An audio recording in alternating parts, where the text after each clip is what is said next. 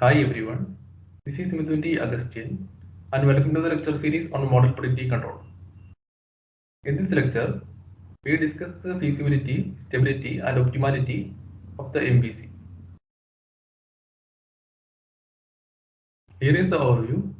It starts with the feasibility, in which we mainly focusing on the concept of the feasible set of states and control sequences, using which the feasibility problem for MPC is defined.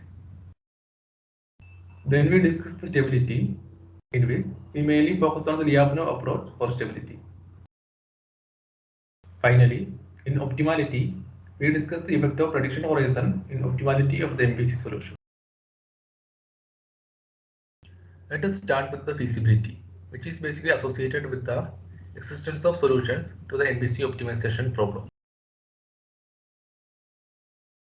We start with the definitions of the feasible set of states and control sequences.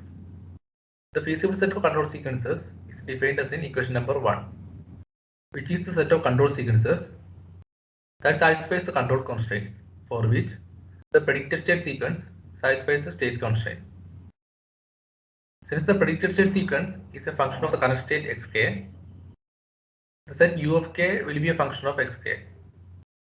It also depends on the prediction horizon n. We can see that if xk is closer to the boundary of the state constraint set, then for some control sequence, the predicted state sequence may go out of the state constraint set. And if the current state xk is sufficiently far away from the boundary, then for all control sequences, the predicted state sequence will remain in the constraint set.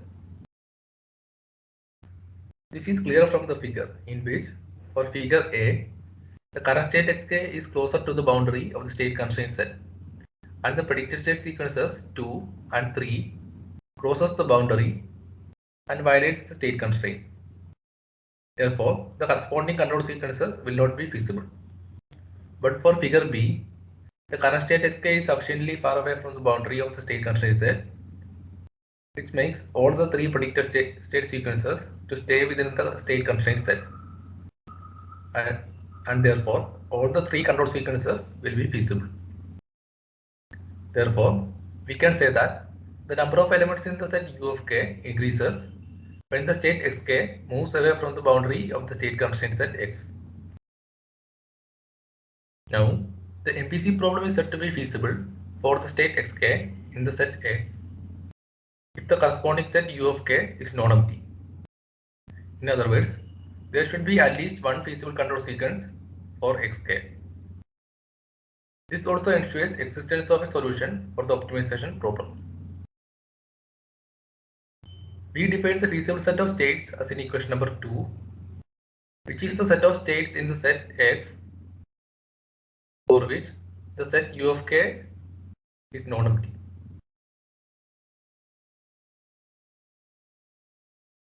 Now, if the feasible set of control sequences u of k is given, then the MPC optimization problem can be represented as in equation number 3, in which we have to compute the control sequence uk from the set u of k, which minimizes the cost function jk.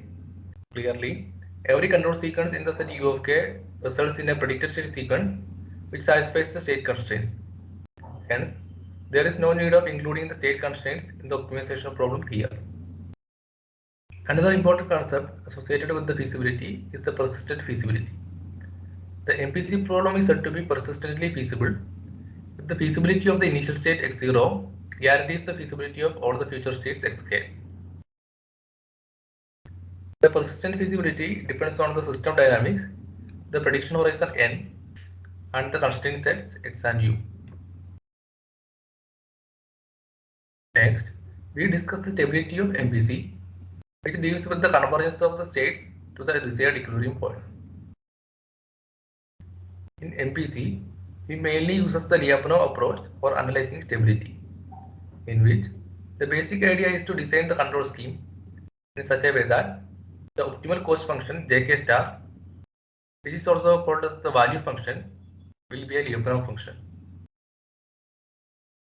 which basically means it should satisfy the condition in equation 4.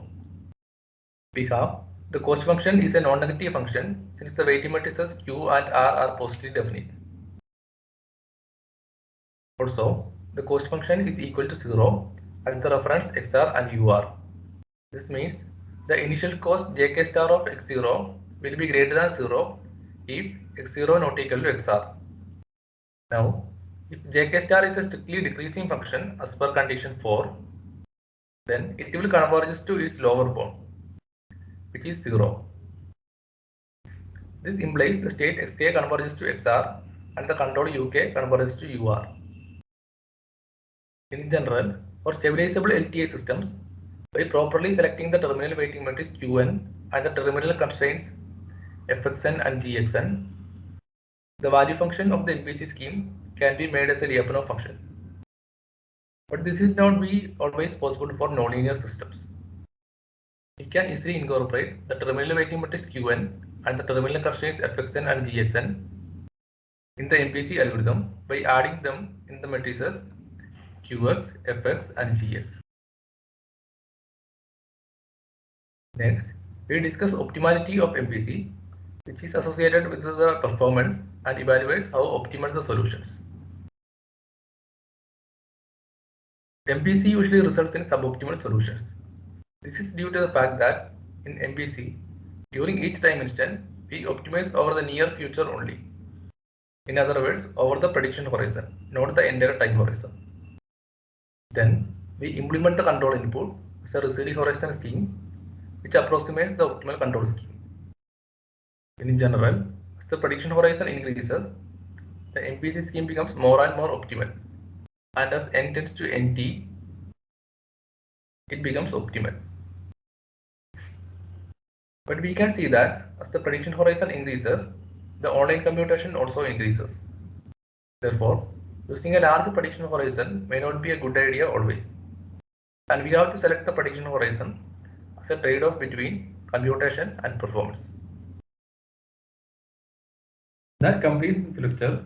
Thanks for listening.